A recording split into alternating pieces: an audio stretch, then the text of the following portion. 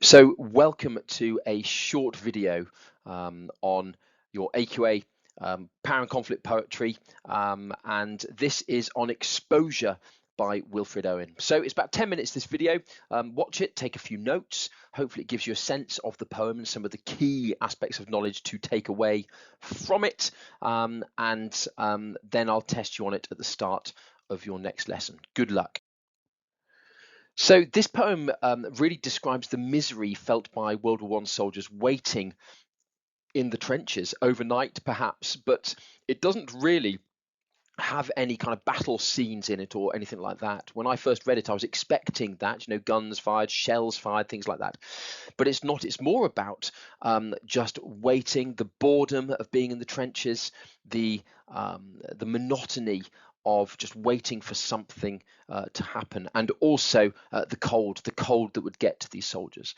And it really explores, rather than kind of the physical agony of the conflict, it really kind of explores the psychological agony of conflict, a bit like Remains in that respect, I suppose.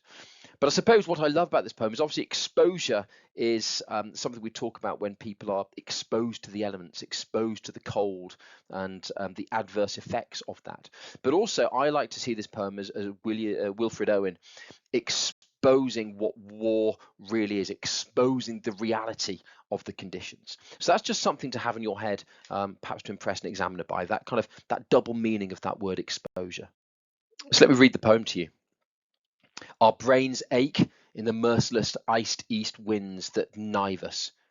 Wearied, we keep awake because the night is silent. Low drooping flares confuse our memory of the salient. Worried by silence, sentries whisper, curious, nervous, but nothing happens. Watching, we hear the mad gusts tugging on the wire like twitching agonies of men among its brambles. Northward, incessantly, the flickering gunnery rumbles. Far off, like a dull rumour of some other war. What are we doing here? The poignant misery of dawn begins to grow. We only know war lasts, rain soaks, and clouds sag stormy. Dawn, massing in the east her melancholy army, attacks once more in the ranks on shivering ranks of grey. But nothing happens. Sudden successive flights of bullets streak the silence, less deadly than the air that shudders black with snow. With sidelong flowing flakes that flock, pause, and renew, we watch them wandering up and down the wind's nonchalance. But nothing happens. Pale flakes with fingering stealth come feeling for our faces. We cringe in holes, back on forgotten dreams, and stare, snow-dazed, deep into grassier ditches. So we drowse, sun-dozed, littered with blossoms trickling where the blackbird fusses. Is it that we are dying? Slowly, our ghosts drag home, glimpsing the sunk fires, glozed with crusted dark red jewels, crickets jingle there. For hours the innocent mice rejoice, the house is theirs, shutters and doors all closed, on us the doors are closed. We turn back to our dying. Since we believe not otherwise can kind fires burn, now ever suns smile true on child or field or fruit. For God's invincible spring our love is made afraid. Therefore, not loath, we lie out here. Therefore, we're born. For love of God seems dying. Tonight, this frost will fasten on this mud and us, shrivelling many hands and puckering foreheads crisp. The burying party picks and shovels in shaking grasp, pause over half-known faces. All their eyes are ice, but nothing happens.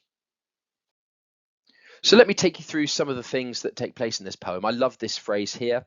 Our brains ache, the merciless iced east winds that knife us. It's fantastic. It really, really is. And it's talking about almost the weather becoming a weapon, if you like.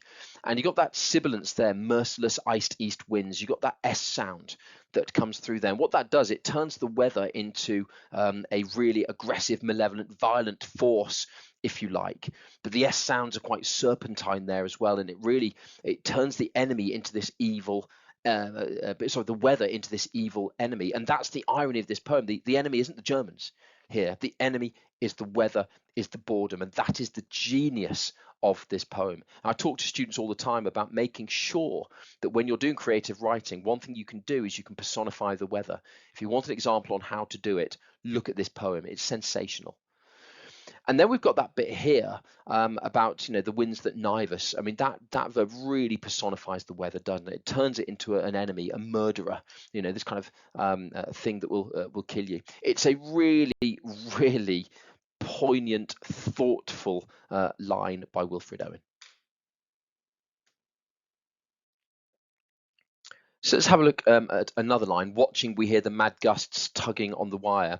I love that verb. It's a present continuous verb, ing. They're watching. Now let's think about that. It suggests that the soldiers are passive. They're not in control of their destiny. They are at the mercy of other things. And I think that's why that verb is there at the start. Those soldiers there, they are not in control of their destiny, and that really is illustrated by that verb there. And again, we've got the mad gusts that are tugging on the wire. That's sending them mad. But again, it's personifying the weather, and it shows it's Owen highlighting how the soldiers are subject to an irrational, volatile enemy, the weather, and they can't control the weather. And they are completely helpless. We're expecting, again, this poem to be about an enemy firing bullets, but it's not. The enemy, again, is the weather, and Owen personifies it brilliantly. And then we've got this line, is it that we are dying? Now, of course, the fact that the poetic voice here is asking this rhetorical question, what it seems to do, it emphasizes the confusion and the disorientation associated with war. It doesn't know whether what he's going through is death or whether it's normality. Confusion reigns in this poem, and that is because of the weather, because of the exposure to the elements. So it's interesting how Wilfred Owen has thrown that rhetorical question in there to kind of exacerbate and amplify this sense of confusion. So let's talk about the form and structure of the poem. Now, there is regular rhyme in this poem, and it's fairly monotonous, the rhyme scheme. And of course, that seems to reflect the boredom and monotony of life in the trenches. Similar to London in that regard, London has a very regimented, rigid rhyme scheme to represent that London doesn't change. It's almost kind of the same notion that is here. And then we look at the structure of the poem. So the poem's written in stanzas of 5 lines known as quintains.